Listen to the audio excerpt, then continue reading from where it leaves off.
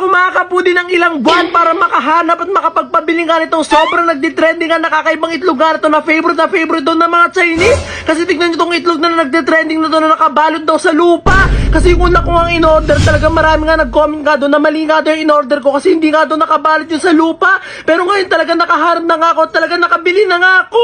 Ay no, matitikman ko na to.